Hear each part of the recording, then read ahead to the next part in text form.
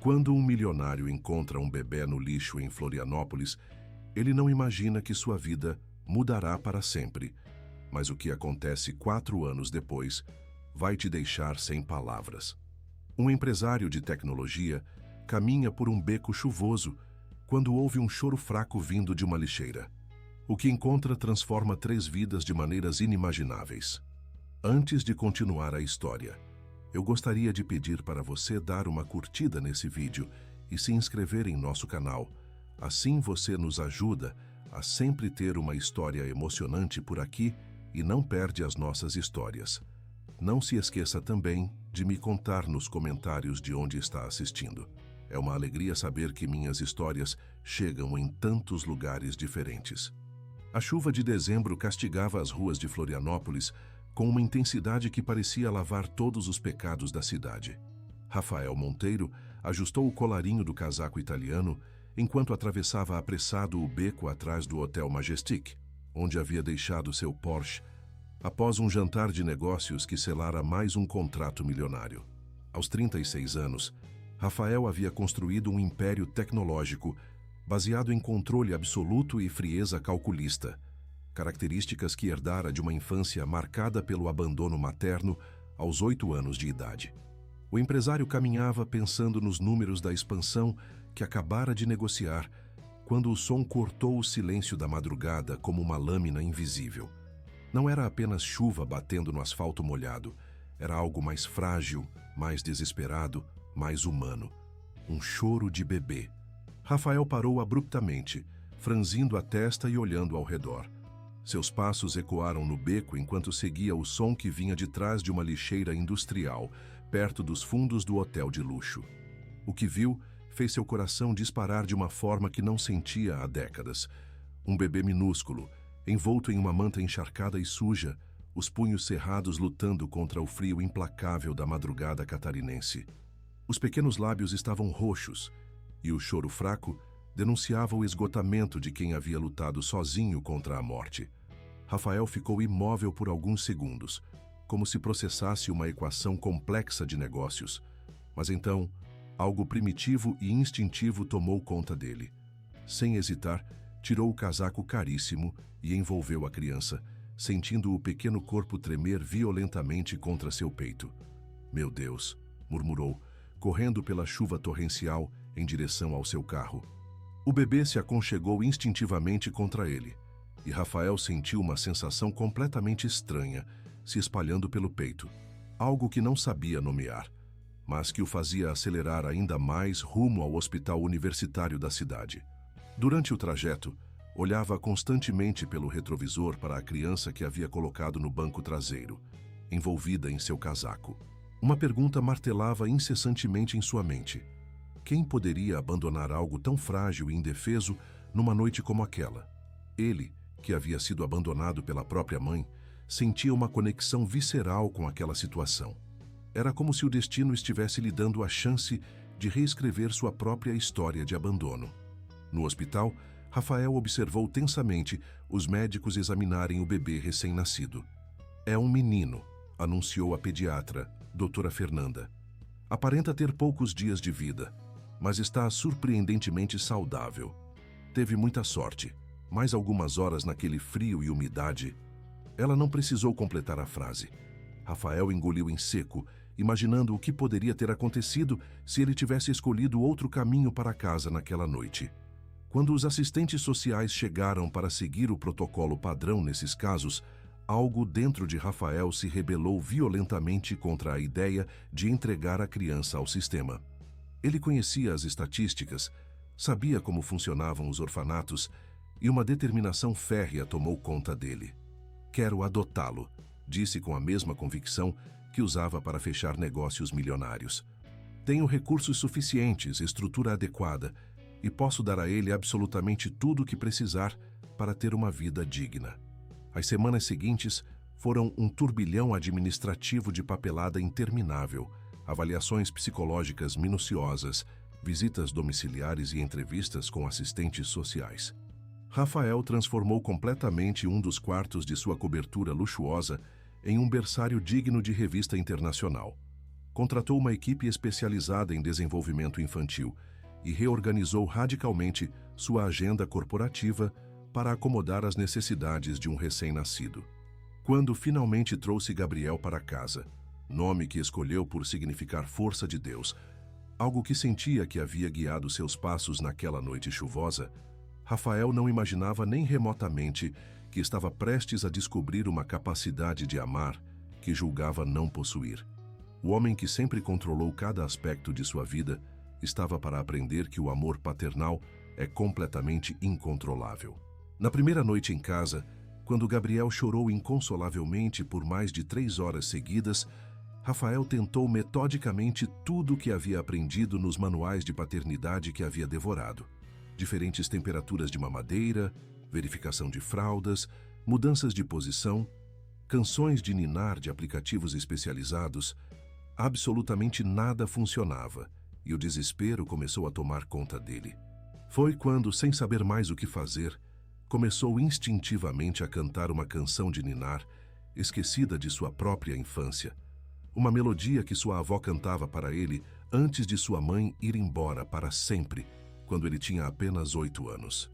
Magicamente, Gabriel se acalmou completamente, seus olhinhos escuros se fixando no rosto de Rafael, como se reconhecesse algo profundamente familiar naquela voz embargada pela emoção. Naquele momento transformador, com Gabriel finalmente adormecido em seus braços e a cidade silenciosa lá fora, Rafael compreendeu uma verdade fundamental. Não era apenas ele quem havia salvado uma vida naquela noite chuvosa de dezembro. Aquela criança minúscula havia salvado a alma de um homem que nem sabia que precisava ser salvo. Era o início de uma jornada que transformaria ambas as vidas de maneiras que nenhum dos dois poderia imaginar. Os primeiros meses de paternidade testaram todos os limites de controle obsessivo de Rafael Monteiro. O homem que comandava reuniões executivas com frieza cirúrgica e negociava contratos milionários sem pestanejar, agora se derretia completamente quando Gabriel sorria pela primeira vez, ou segurava seu dedo com aquelas mãozinhas minúsculas.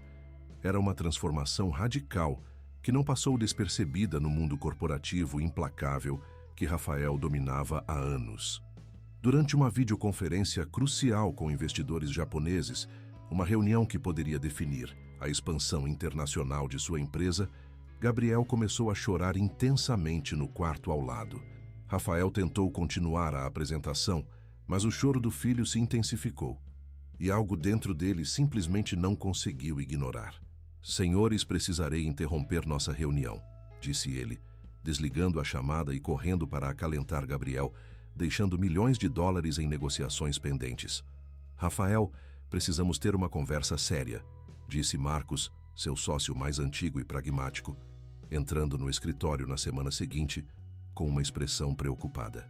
"O conselho de administração está genuinamente preocupado com sua performance recente. Você perdeu 3 reuniões estratégicas importantes este mês por causa da criança, e os investidores estão questionando se você ainda tem o foco necessário para liderar esta empresa." Rafael ergueu os olhos dos relatórios financeiros, sentindo uma irritação crescer no peito diante da forma como Marcos se referia a Gabriel. "Gabriel não é a criança, Marcos. É meu filho. E ele será sempre minha prioridade número 1, acima de qualquer investidor ou contrato." O silêncio tenso que se seguiu na sala marcou o início de uma tensão crescente que só se intensificaria com o tempo entre as demandas da paternidade e as expectativas do mundo dos negócios. Para tentar equilibrar as críticas crescentes e demonstrar que ainda mantinha sua competência profissional, Rafael começou a trabalhar dobrado durante as horas em que Gabriel dormia. Contratou Helena, uma enfermeira especializada em cuidados neonatais com 20 anos de experiência, e Dr. Miranda, um pediatra renomado que fazia visitas domiciliares semanais para acompanhar cada detalhe do desenvolvimento de Gabriel. Sua cobertura luxuosa se transformou gradualmente em uma espécie de centro de desenvolvimento infantil de alta tecnologia, equipado com monitores cardíacos de última geração, sensores de movimento, câmeras de vigilância em alta definição e sistemas de climatização que acompanhavam cada respiração, cada movimento do bebê. Rafael havia aplicado sua obsessão por controle e perfeição à paternidade, criando um ambiente que mais parecia uma unidade de terapia intensiva neonatal domiciliar. Mas foi durante uma madrugada tempestuosa de março, quando todos os equipamentos eletrônicos falharam simultaneamente devido a uma queda prolongada de energia elétrica, que Rafael descobriu uma lição fundamental. A paternidade não se aprende em manuais técnicos ou se controla com tecnologia avançada. Gabriel estava visivelmente agitado e desconfortável na escuridão total, e nada do que Rafael tentava parecia funcionar sem seus aparelhos habituais. Foi então que, guiado apenas pelo instinto paternal que estava descobrindo possuir, começou a caminhar lentamente pela casa às escuras, balançando suavemente Gabriel nos braços e cantarolando melodias que nem sabia que conhecia. Eram canções que vinham de algum lugar profundo de sua memória, talvez da época em que sua própria mãe ainda estava presente, antes do abandono que marcara sua infância para sempre. "Você tem um jeito completamente natural para isso, Sr. Monteiro", comentou Helena na manhã seguinte, encontrando pai e filho dormindo tranquilamente juntos no sofá da sala de estar, ambos com expressões serenas que contrastavam com a tempestade que havia devastado a cidade durante a noite. Paternidade não é sobre técnica ou equipamentos sofisticados, é sobre conexão genuína, sobre amor incondicional. Essas palavras simples ecoaram na mente de Rafael por muitos dias subsequentes. Ele, que sempre acreditou ferrenhamente que absolutamente tudo na vida poderia ser controlado, calculado e otimizado através de planejamento meticuloso e recursos financeiros adequados, estava descobrindo que o amor paternal era completamente selvagem, totalmente imprevisível e absolutamente avassalador de maneiras que desafiavam toda a sua experiência anterior. Aos 6 meses de idade, Gabriel começou a demonstrar reações comportamentais peculiares e extremamente específicas à música ambiente.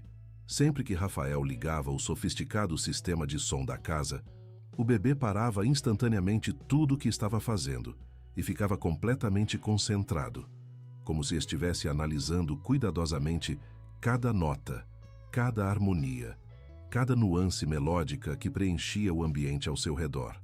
Doutor, Miranda ficou genuinamente intrigado quando observou essas reações durante uma de suas visitas semanais. É extremamente incomum observar uma resposta tão específica e sofisticada à música em bebês tão pequenos, comentou, observando fascinado como Gabriel reagia diferentemente a compositores distintos. Ficava calmo com Mozart, agitado com Beethoven e completamente hipnotizado com Chopin. A primeira grande decisão realmente difícil da nova vida de Rafael veio quando recebeu uma proposta tentadora para expandir drasticamente seus negócios para o mercado asiático. Era um contrato que literalmente triplicaria seu já impressionante patrimônio pessoal, mas exigiria pelo menos 6 meses de viagens constantes entre países, reuniões intermináveis e uma dedicação total que seria completamente incompatível com a paternidade presente que ele havia escolhido abraçar. 2 anos antes, Rafael não teria hesitado nem por um segundo. Teria aceito imediatamente, delegado a criação de Gabriel para babás e governantas e partido para conquistar mais um império financeiro. Mas agora, olhando para Gabriel brincando inocentemente no tapete colorido da sala, tentando alcançar seus brinquedos musicais com determinação adorável, a resposta foi automática e definitiva. Não, obrigado. Marcos ficou completamente incrédulo quando soube da decisão. Rafael, estamos falando de uma fortuna absolutamente astronômica. É literalmente a oportunidade de uma vida. Rafael continuou observando Gabriel, que havia conseguido pegar um pequeno xilofone e estava experimentando produzir sons diferentes. Marcos, isso aqui é a oportunidade de uma vida. Gabriel precisa de um pai presente e dedicado, não de uma fortuna ainda maior guardada numa conta bancária. Durante esse período de adaptação à paternidade, Rafael começou a perceber mudanças profundas em sua própria personalidade e prioridades. O homem que costumava trabalhar 16 horas por dia, agora fazia questão de estar em casa para dar banho em Gabriel, para a última mamadeira da noite, para os primeiros momentos da manhã quando o bebê acordava sorrindo. Eram rituais simples que se tornaram mais importantes que qualquer reunião executiva. Foi também nessa época que Gabriel começou a produzir seus primeiros sons vocais, e Rafael percebeu com espanto que muitos desses sons tinham uma musicalidade natural, como se o bebê estivesse tentando reproduzir melodias que ouvia durante o dia. Helena e Doutor Miranda concordaram que era um desenvolvimento atípico e potencialmente indicativo de uma aptidão musical excepcional que merecia atenção especializada. A decisão de contratar uma professora de música para Gabriel, mesmo sendo ele ainda um bebê, foi mais uma escolha que Rafael fez seguindo seu instinto paternal, ao invés da lógica empresarial. É cedo demais, argumentaram alguns especialistas consultados. Mas se ele demonstra interesse natural, por que não estimular esse talento desde cedo? Respondeu Rafael, aplicando à paternidade a mesma filosofia de aproveitar oportunidades que usava nos negócios. Professora Ana, uma musicista aposentada da renomada Orquestra Sinfônica de Santa Catarina, foi a profissional escolhida após um processo seletivo rigoroso. Quando ela viu Gabriel pela primeira vez, aos 8 meses, ficou impressionada não apenas com a atenção que ele dedicava aos sons musicais, mas com a forma como seus pequenos movimentos corporais pareciam seguir instintivamente os ritmos e melodias que ela tocava no piano de cauda da sala de estar. O segundo ano de Gabriel foi marcado por descobertas que deixaram todos os adultos ao seu redor genuinamente intrigados e até mesmo um pouco perplexos.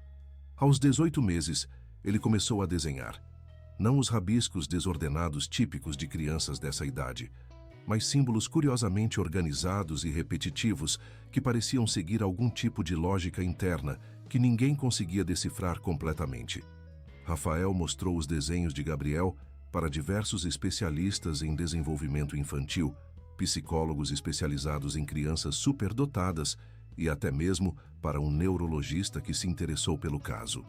Todos ficaram intrigados, mas ninguém conseguia explicar satisfatoriamente de onde vinha aquela inclinação artística tão específica e estruturada numa criança que não havia tido exposição formal a símbolos ou sistemas de notação. Talvez devêssemos considerar contratar um professor de música mais especializado, sugeriu o Dr. Miranda durante uma consulta mensal, observando Gabriel concentrado em seus desenhos peculiares. Ele claramente demonstra uma aptidão excepcional que vai além do desenvolvimento normal. Seria realmente uma pena desperdiçar esse talento natural por falta de estímulo adequado. Rafael hesitou diante da sugestão, não por questões financeiras.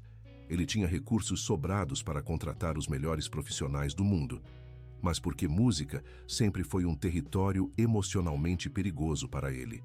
Estava inevitavelmente associada às lembranças confusas e dolorosas de sua mãe, às canções de ninar que ela cantava antes de desaparecer para sempre de sua vida, deixando um vazio que ele havia passado décadas tentando preencher com sucesso profissional. Mas, vendo Gabriel rabiscar com tanta concentração e determinação, movendo a pequena mão de forma tão deliberada e cuidadosa, Rafael decidiu que suas próprias questões emocionais não poderiam limitar as oportunidades de desenvolvimento de seu filho. Gabriel merecia todas as possibilidades de crescimento que ele próprio não havia tido durante sua infância, marcada pelo abandono e pela negligência emocional. Foi assim que professora Ana se tornou uma presença regular e fundamental na vida da pequena família. Quando ela observou os desenhos de Gabriel pela primeira vez, seus olhos experientes se arregalaram de surpresa genuína.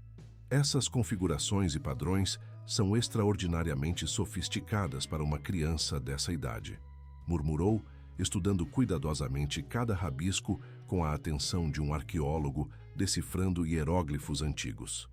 É como se ele tivesse uma compreensão intuitiva e inata de estruturas musicais complexas, que normalmente só aparecem após anos de estudo formal, continuou professora Ana, claramente fascinada pelo que estava vendo. Nunca encontrei nada parecido em décadas de ensino musical. Gabriel parece possuir um tipo de conhecimento musical que transcende a experiência normal de aprendizado. Durante esse período intenso de descobertas sobre os talentos de Gabriel, Rafael tomou uma decisão que surpreendeu absolutamente todos ao seu redor, incluindo seus sócios, funcionários e consultores financeiros. Criar a Fundação Gabriel, uma organização beneficente dedicada exclusivamente a ajudar crianças abandonadas em todo o estado de Santa Catarina, com a ambição de, eventualmente, expandir para o Brasil inteiro. Quero que outras crianças tenham a mesma chance que Gabriel teve, explicou Rafael para a imprensa local durante o evento de lançamento da fundação, realizado no salão principal do Hotel Majestic. Ironicamente, o mesmo hotel atrás do qual ele havia encontrado Gabriel naquela noite chuvosa que mudara ambas as vidas para sempre. Nenhuma criança deveria passar pela experiência de abandono. Mas se isso acontecer, precisamos garantir que elas tenham acesso às melhores oportunidades de desenvolvimento e crescimento. Mas, internamente, Rafael sabia que a fundação era também uma forma profundamente pessoal de processar sua própria dor emocional. Tanto a dor de ter sido abandonado pela própria mãe quando criança, quanto a dor imaginária de pensar em quantos outros Gabriels estavam espalhados pela cidade, pelo estado, pelo país, precisando desesperadamente de socorro e oportunidades que talvez nunca chegariam. A resistência dos investidores e sócios foi imediata e intensa. É excessivamente pessoal, Rafael, argumentou Marcos durante uma reunião particularmente tensa do Conselho de Administração. Misturar questões pessoais com negócios corporativos pode afetar seriamente nossa imagem no mercado e nossa credibilidade junto aos investidores institucionais que financiam nossa expansão. Rafael bateu o punho na mesa de reuniões com uma força que fez todos os presentes se sobressaltarem. Nossa imagem corporativa? Estamos falando literalmente de salvar vidas humanas, de dar oportunidades para crianças que não tiveram a sorte que Gabriel teve. Se isso é um problema ético ou estratégico para vocês, sintam-se absolutamente livres para encontrar outro sócio. O silêncio que se seguiu na sala foi pesado e desconfortável.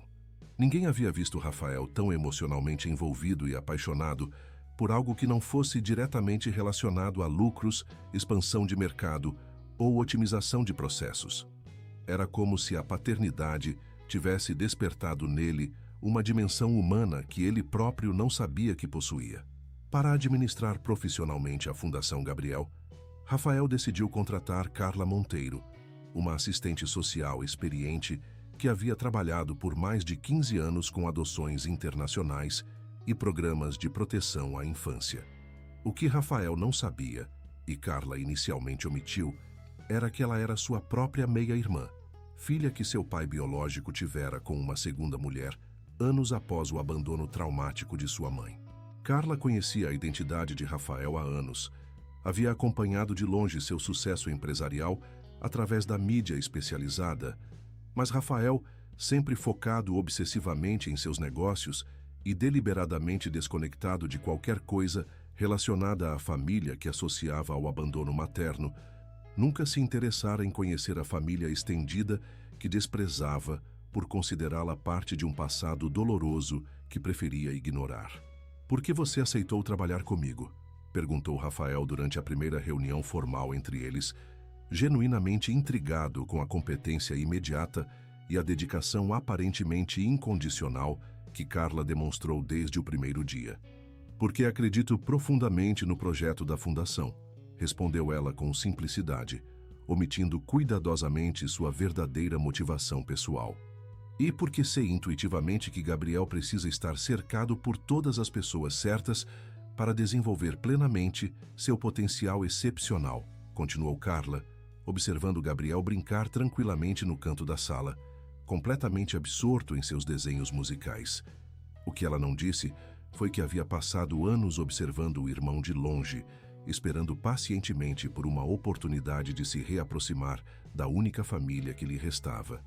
Gabriel, agora falando suas primeiras palavras com clareza crescente, começou a chamar Rafael de papai, com uma naturalidade e carinho que derretiam completamente o coração do empresário a cada repetição. Mas eram os momentos musicais diários que mais intrigavam e emocionavam todos os adultos presentes. Quando professora Ana tocava piano, Gabriel ficava completamente hipnotizado. às vezes tentando imitar os movimentos complexos das mãos dela no ar, como se estivesse tocando um teclado invisível.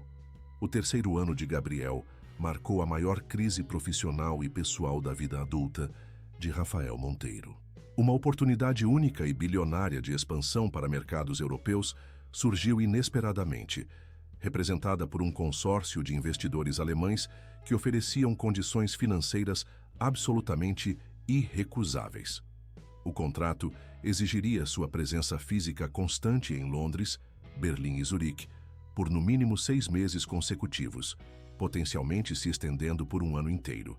A pressão exercida pelos acionistas da empresa foi intensa e implacável.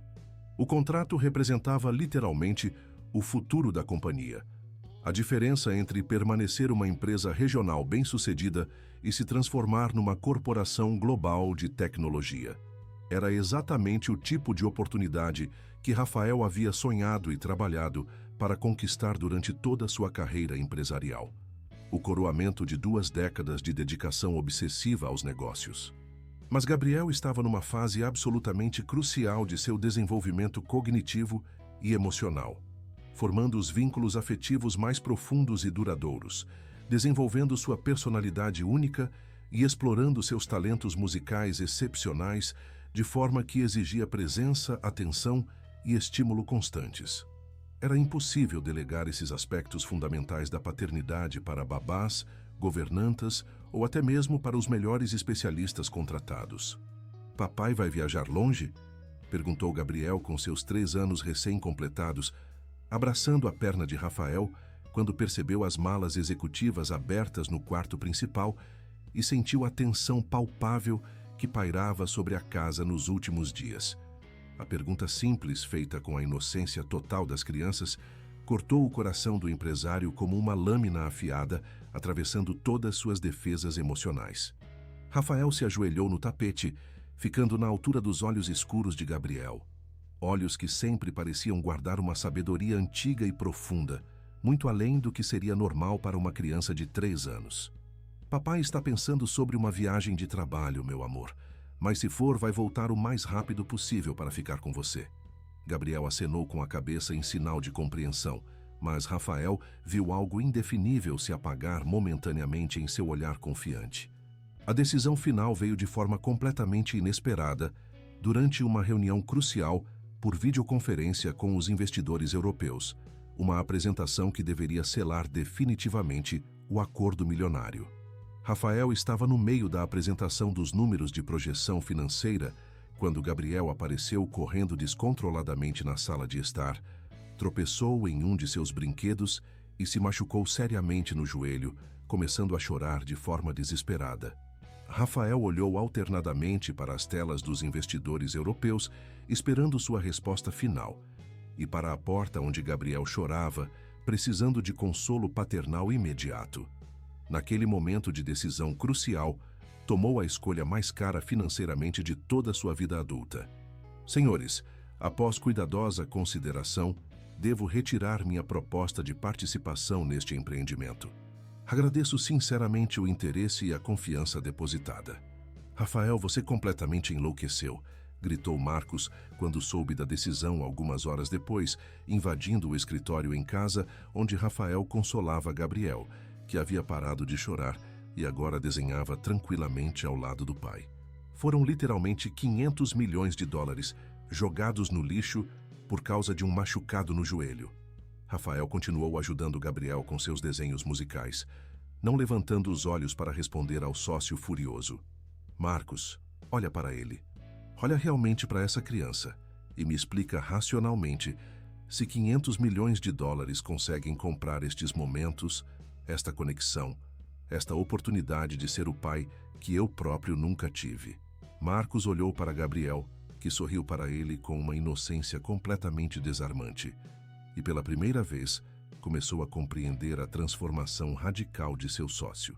Foi durante esse período emocionalmente turbulento que Carla finalmente decidiu revelar sua verdadeira identidade familiar.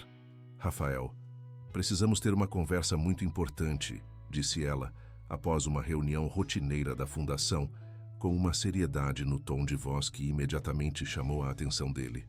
Há algo fundamental que você precisa saber sobre mim, sobre quem eu realmente sou. Quando Carla revelou cuidadosamente que era sua meia-irmã, filha do pai que ele desprezava e havia rejeitado emocionalmente desde a infância, Rafael ficou em choque absoluto. Por que você não me contou isso desde o início? Por que escondeu nossa relação familiar? A voz dele tremia entre surpresa, mágoa e uma confusão emocional que não sabia como processar adequadamente. Porque você precisava me conhecer primeiro como pessoa competente e dedicada, não como parte da família que você conscientemente rejeita e despreza há décadas, respondeu Carla com uma serenidade que contrastava com a agitação emocional de Rafael. Você tinha o direito de formar sua própria opinião sobre mim, baseada no meu trabalho e caráter, não nos preconceitos justificáveis que tem contra nosso pai. A revelação da verdadeira identidade de Carla criou inicialmente um abismo emocional significativo entre os irmãos. Uma tensão palpável que contaminava o ambiente da fundação e até mesmo a atmosfera doméstica.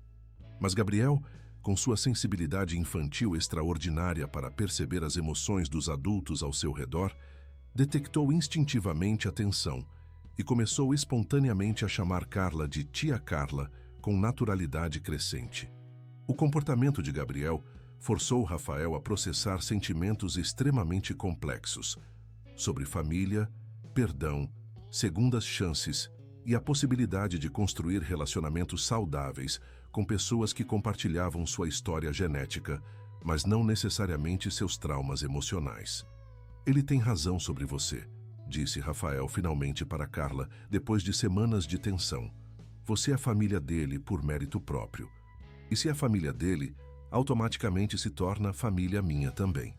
Gabriel continuava surpreendendo todos os adultos ao seu redor com seu desenvolvimento musical acelerado e aparentemente sobrenatural. Agora conseguia reproduzir melodias complexas apenas de ouvido após uma única audição, e seus desenhos se tornaram ainda mais elaborados e sofisticados. Verdadeiras partituras primitivas que professora Ana começou sistematicamente a decifrar e tocar no piano, descobrindo composições de uma maturidade emocional impressionante. É absolutamente extraordinário, murmurava a professora Ana repetidamente, tocando as melodias que Gabriel criava intuitivamente através de seus desenhos. Essas composições demonstram uma maturidade emocional e uma sofisticação harmônica que não deveriam existir numa criança de 3 anos. É como se ele tivesse acesso a conhecimentos musicais que transcendem sua experiência de vida limitada. O mistério em torno dos talentos excepcionais de Gabriel se aprofundou significativamente quando o Dr. Henrique Silva, um consultor musical renomado e professor emérito do Conservatório de Música de São Paulo, visitou a fundação para avaliar os programas de musicoterapia que estavam sendo desenvolvidos. Quando ouviu as composições de Gabriel sendo tocadas por professora Ana, ficou visivelmente perturbado e emocionalmente impactado.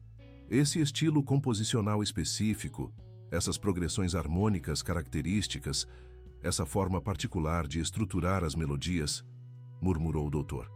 Henrique, claramente abalado pelo que estava ouvindo, lembram extraordinariamente o trabalho de Marina Silveira, uma das pianistas clássicas mais promissoras que este país já produziu. Rafael franziu a testa, nunca tendo ouvido esse nome antes. Quem exatamente é Marina Silveira? Dr. Henrique pareceu genuinamente surpreso com a pergunta de Rafael. Marina Silveira era considerada um verdadeiro prodígio musical, uma pianista clássica de talento excepcional que estava destinada a se tornar uma das grandes intérpretes internacionais de sua geração. Mas desapareceu completamente e misteriosamente há exatamente 3 anos, deixando uma carreira brilhante pela metade, abandonando contratos milionários e simplesmente sumindo sem deixar rastros. Ninguém no meio musical sabe o que realmente aconteceu com ela. A noite que mudaria definitivamente o curso de todas as suas vidas começou com uma tempestade meteorológica similar àquela em que Rafael havia encontrado Gabriel 3 anos antes. Dr. Henrique havia deixado alguns CDs raros das apresentações de Marina Silveira para que Rafael pudesse ouvir em casa e comparar pessoalmente com as composições surpreendentes que Gabriel criava diariamente através de seus desenhos musicais. Quando a música de Marina começou a preencher a sala de estar, através do sofisticado sistema de som, Gabriel parou instantaneamente tudo o que estava fazendo e correu em direção aos alto-falantes, ficando hipnotizado de uma forma que Rafael nunca havia presenciado antes. Era como se cada nota tocasse algo profundamente familiar em sua memória, despertando reconhecimentos que não deveriam existir numa criança de 3 anos. "Mamãe", murmurou Gabriel claramente, apontando diretamente para o aparelho de som de onde emanava a música de Marina Silveira. Rafael sentiu o sangue literalmente gelar em suas veias. Gabriel nunca havia mencionado uma mãe biológica. Para ele, desde que desenvolvera a capacidade de falar, sempre existira apenas Papai Rafael como referência familiar completa. "O que você disse, meu amor?", perguntou Rafael, se ajoelhando rapidamente e tentando manter a voz o mais calma possível, apesar do turbilhão emocional que estava começando a se formar em seu peito. Gabriel apontou novamente para o sistema de som, repetindo com mais clareza: "Mamãe música, mamãe canta." Era como se algo ancestral e profundo em sua memória mais primitiva tivesse sido subitamente despertado pelas melodias familiares. Naquela mesma noite, enquanto Rafael processava mentalmente a reação absolutamente perturbadora de Gabriel à música de Marina Silveira, tentando encontrar explicações racionais para uma conexão que parecia transcender a lógica normal, seu celular tocou com a urgência característica de emergências médicas. Era Dr. Santos, diretor do hospital universitário onde Gabriel havia sido tratado após o resgate. "Rafael, você precisa vir ao hospital imediatamente", disse o doutor. Santos, com uma voz hesitante que denunciava a gravidade da situação. "Temos uma situação médica aqui que, bem, é extremamente complicada e pode estar diretamente relacionada com Gabriel. Não posso explicar por telefone, mas é fundamental que você venha o mais rápido possível." No hospital, Dr. Santos conduziu Rafael rapidamente, através de corredores familiares, até chegarem ao quarto 312 da ala de recuperação. Uma mulher foi trazida há algumas horas após um acidente automobilístico grave na BR-101. Ferimentos sérios, mas seu estado é estável. O que torna a situação extraordinária é que ela estava com isto na bolsa pessoal. Ele estendeu cuidadosamente uma fotografia para Rafael. Rafael quase deixou a fotografia cair quando viu seu conteúdo. Era uma imagem de Gabriel ainda bebê, exatamente a mesma foto que ele havia tirado nos primeiros dias no hospital, 3 anos atrás. Uma foto que deveria existir apenas em seus arquivos pessoais e nos registros médicos confidenciais da adoção. Como uma estranha completa poderia estar carregando uma cópia dessa imagem específica? "Quem é essa mulher?", perguntou Rafael, sua voz rouca de emoção e apreensão crescente. Dr. Santos o conduziu silenciosamente até a janela do quarto 312. A paciente estava sedada devido aos procedimentos médicos, o rosto parcialmente coberto por bandagens hospitalares, mas Rafael podia ver claramente cabelos escuros longos e traços delicados que sugeriam uma beleza natural marcante. Ela ainda não recuperou completamente a consciência devido à medicação pós-cirúrgica, mas durante os momentos de semivigília tem murmurado repetidamente um nome específico, continuou o Dr. Santos, observando atentamente a reação de Rafael. Ela fica repetindo Gabriel com uma urgência emocional que sugere uma conexão pessoal profunda. Rafael ficou parado junto à janela do quarto, olhando fixamente para a mulher inconsciente, sentindo um turbilhão indescritível de emoções conflitantes. Medo genuíno de perder Gabriel, curiosidade intensa sobre a identidade da misteriosa mulher, raiva instintiva por ela ter potencialmente abandonado uma criança indefesa, mas também uma estranha compaixão que não conseguia explicar racionalmente. "Quando ela vai acordar completamente?", perguntou Rafael, sem conseguir desviar os olhos da figura imóvel na cama hospitalar. "Provavelmente amanhã pela manhã", respondeu Dr. Santos com cautela profissional.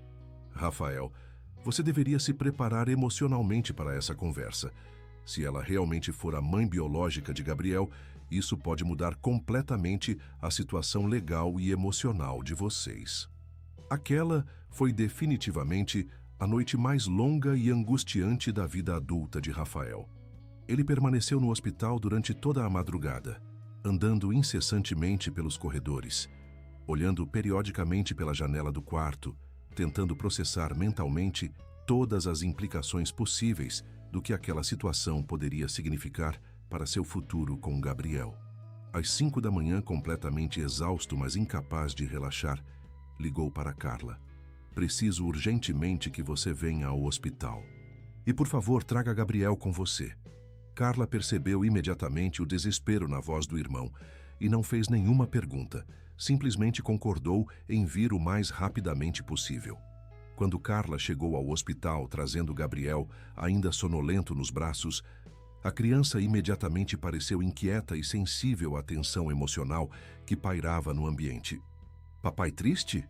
perguntou Gabriel, tocando delicadamente o rosto de Rafael com suas mãozinhas pequenas, demonstrando a sensibilidade emocional excepcional que sempre caracterizara sua personalidade.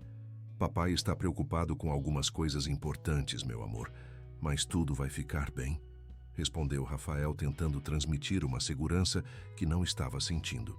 Gabriel assentiu com a seriedade que sempre demonstrava quando percebia que os adultos estavam enfrentando situações complexas e depois fez algo completamente surpreendente. Começou a cantar baixinho uma melodia que Rafael reconheceu imediatamente como sendo uma das composições de Marina Silveira. "Dr. Santos", chamou uma enfermeira do posto central. "A paciente do quarto 312 está começando a acordar." Rafael respirou profundamente, pegou Gabriel no colo e se dirigiu determinadamente ao quarto, sabendo intuitivamente que os próximos minutos poderiam alterar suas vidas para sempre, de maneiras que não conseguia antecipar.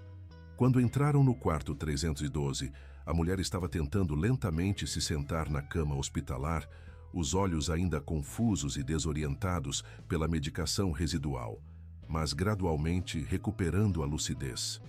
No momento exato em que ela viu Gabriel nos braços de Rafael, seus olhos se encheram instantaneamente de lágrimas de reconhecimento e ela sussurrou uma única palavra que confirmou todos os medos mais profundos de Rafael: Gabriel. Marina Silveira, pois era realmente ela, como os documentos de identidade posteriormente confirmariam. Olhava para Gabriel com uma mistura devastadora de alívio indescritível, dor emocional profunda e amor maternal desesperado que atravessou o coração de Rafael como uma lâmina. "Meu bebê", murmurou ela com voz embargada, estendendo os braços trêmulos em direção à criança que havia sido forçada a abandonar 3 anos antes. Gabriel olhou alternadamente para Rafael e para a mulher desconhecida, e algo ancestral e primitivo pareceu despertar em sua memória mais profunda. Caminhou lentamente até a cama hospitalar, com a cautela natural das crianças diante de situações novas, e tocou hesitantemente a mão estendida de Marina, provocando um soluço emocional nela. "Eu sou Rafael Monteiro", disse ele, mantendo a voz o mais firme possível, apesar da turbulência emocional interna. "Encontrei Gabriel há 3 anos, abandonado em um beco atrás do Hotel Majestic. Adotei-o legalmente, através de todos os procedimentos oficiais apropriados." Marina fechou os olhos com força, permitindo que as lágrimas escorressem livremente pelo rosto ainda machucado pelo acidente. "Eu não o abandonei por negligência ou falta de amor", sussurrou Marina, sua voz carregada de uma dor que Rafael podia sentir fisicamente. "Eu estava desesperadamente fugindo de uma situação de extremo perigo. Diego, meu ex-companheiro, era violento e controlador. Quando descobriu minha gravidez, ameaçou me matar e matar o bebê se eu não fizesse exatamente o que ele exigia." A história que Marina contou durante as horas seguintes pintou um quadro absolutamente devastador de abuso psicológico e físico. Ela havia sido uma pianista clássica em rápida ascensão na cena musical nacional, quando conheceu Diego, um homem superficialmente charmoso e bem-sucedido que gradualmente se revelou controlador, manipulador e progressivamente violento, conforme o relacionamento se aprofundava. Durante a gravidez, as agressões físicas e psicológicas pioraram exponencialmente. Ele dizia constantemente que ia vender o bebê no mercado negro, que uma criança seria apenas um estorvo inconveniente para minha carreira musical e para os planos financeiros dele. Marina tremia visivelmente ao relembrar os detalhes traumáticos. Na noite em que Gabriel nasceu, consegui fugir do hospital aproveitando uma distração da equipe médica, mas Diego me encontrou rapidamente. Eu deixei Gabriel especificamente naquele beco porque havia observado as câmeras de segurança do hotel durante meus dias de fuga, continuou Marina, olhando diretamente para Gabriel, que escutava sem compreender completamente, mas percebendo a intensidade emocional da conversa.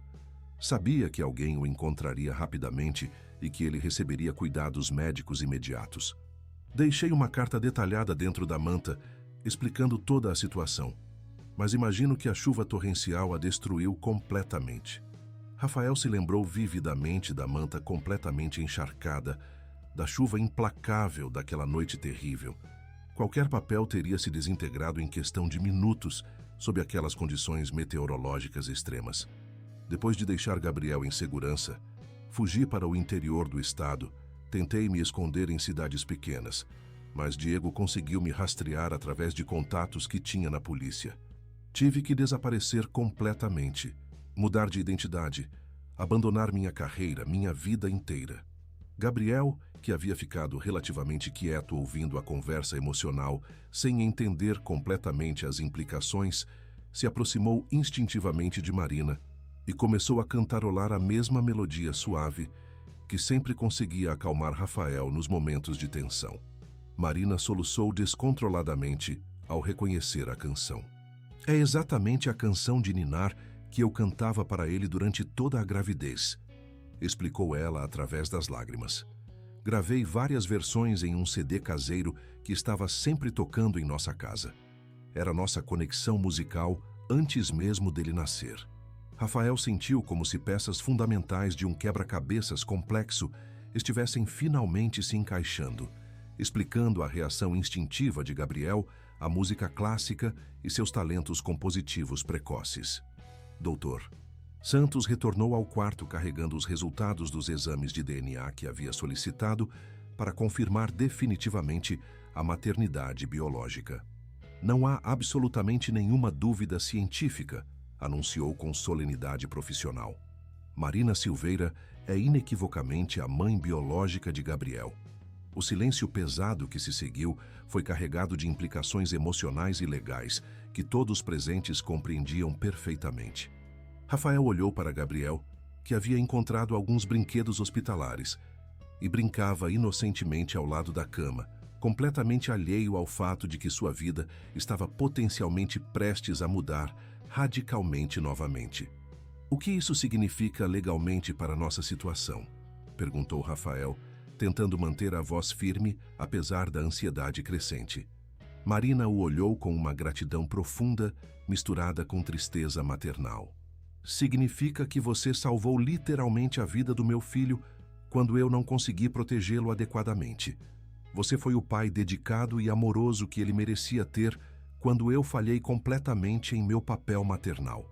Rafael sentiu uma compaixão inesperada crescendo em seu peito. Você não falhou, interrompeu Rafael com convicção. Você o protegeu da única forma que era possível naquelas circunstâncias terríveis. Você fez o sacrifício supremo de uma mãe. Garantir a segurança de seu filho, mesmo que isso significasse perdê-lo temporariamente. Era estranho e surpreendente estar consolando emocionalmente a mulher que potencialmente poderia reivindicar Gabriel e tirá-lo de sua vida. Mas Rafael não conseguia sentir raiva, apenas compaixão genuína por outra pessoa quebrada pelos traumas do abandono. Carla, que havia observado toda a conversa em silêncio respeitoso, finalmente falou com sua experiência profissional em casos de adoção complexos. Gabriel tem 3 anos de idade e conhece apenas Rafael como figura paterna. Qualquer mudança drástica e repentina em sua situação familiar seria potencialmente traumática para seu desenvolvimento emocional. Marina assentiu imediatamente, enxugando as lágrimas com gratidão pela consideração.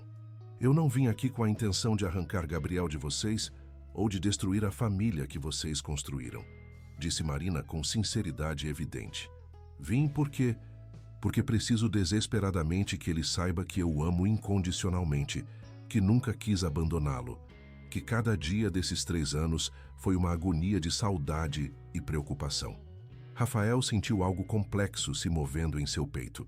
Talvez fosse compaixão, talvez compreensão mútua, ou talvez o início de algo emocionalmente mais profundo. Você gostaria de ter a oportunidade de conhecê-lo melhor?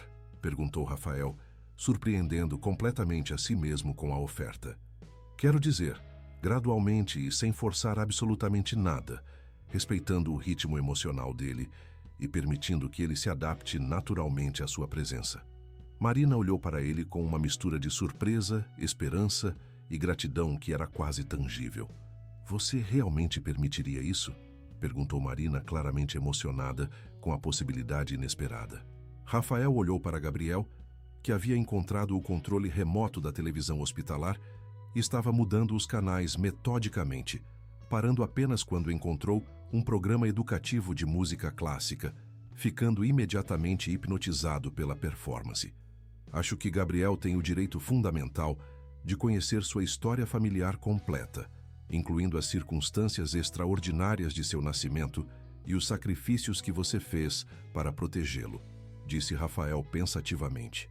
E você tem o direito de tentar reparar emocionalmente o que foi quebrado pelas circunstâncias, desde que seja no melhor interesse dele. A recuperação médica de Marina foi gradual, mas constante. E durante esse período, Gabriel demonstrou uma conexão instintiva e natural com ela, que deixou todos os observadores impressionados e emocionados. Durante as visitas diárias ao hospital, ele espontaneamente levava seus desenhos musicais característicos e ficava completamente fascinado quando Marina os traduzia musicalmente no pequeno teclado eletrônico que Rafael havia comprado para o quarto. Era como se mãe e filho falassem uma linguagem secreta e ancestral através da música, uma forma de comunicação que transcendia palavras e conectava diretamente suas almas.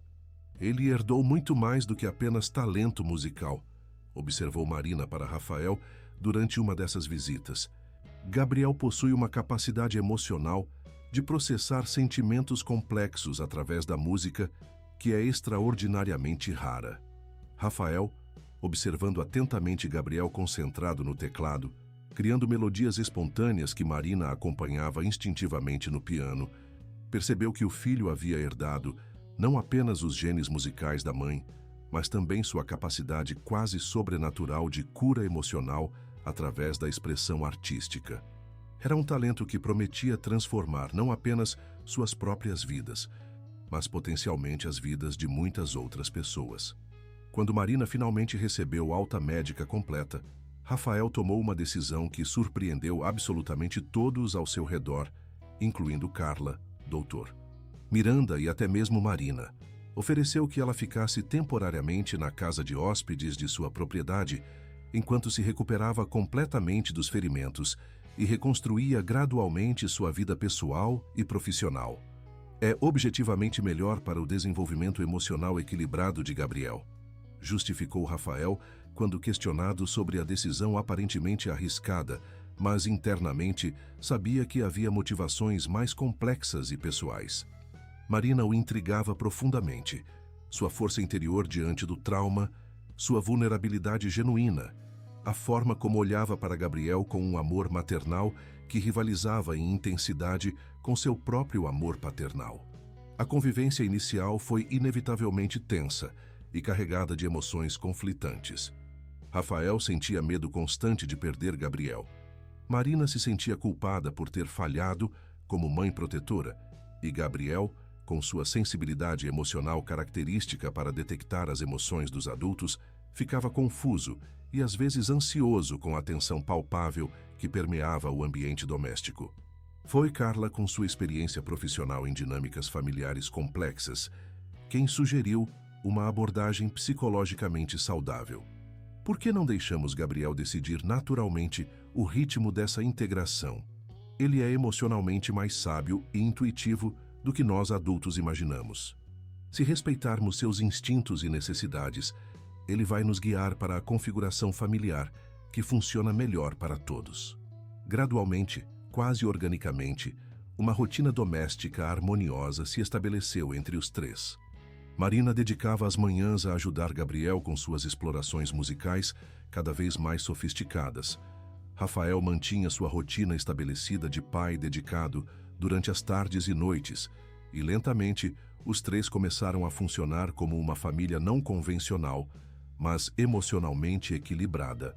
Durante as tardes ensolaradas, Marina tocava piano na sala de estar, enquanto Gabriel desenhava suas composições no tapete e Rafael trabalhava em seu laptop, administrando tanto seus negócios quanto a Fundação Gabriel.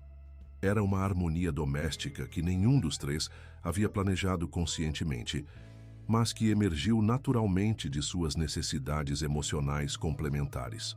Foi durante esse período de adaptação mútua que Rafael propôs algo revolucionário e potencialmente transformador: que Marina se tornasse oficialmente a diretora musical da Fundação Gabriel, desenvolvendo programas terapêuticos especializados para crianças traumatizadas.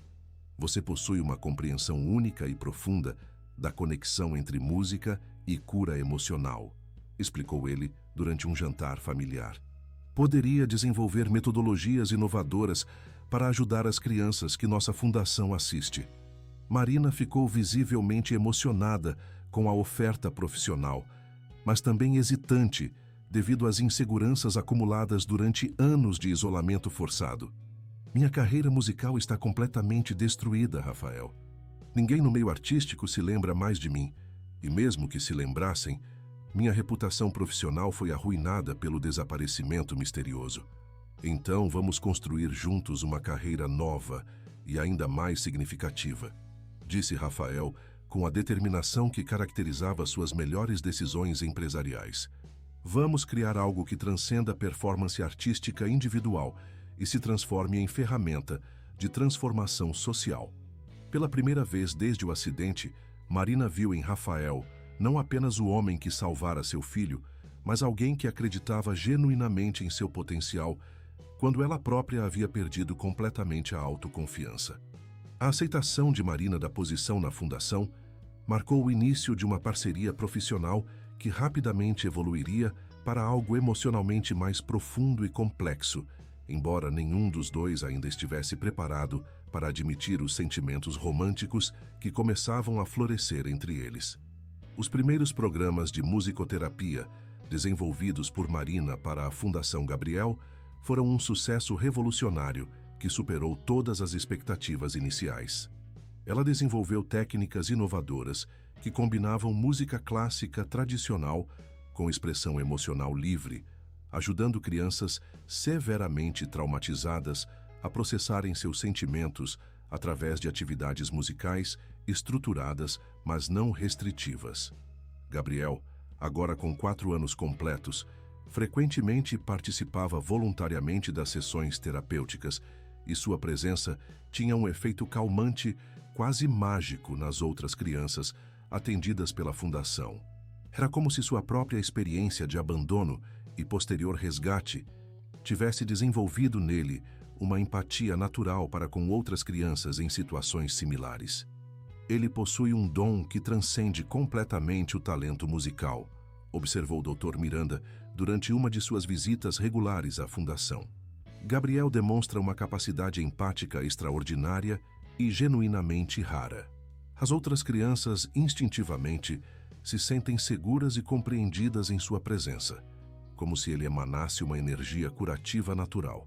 Rafael e Marina trocaram olhares significativos, percebendo que estavam criando não apenas uma criança talentosa musicalmente, mas um ser humano com um propósito maior de cura e transformação social.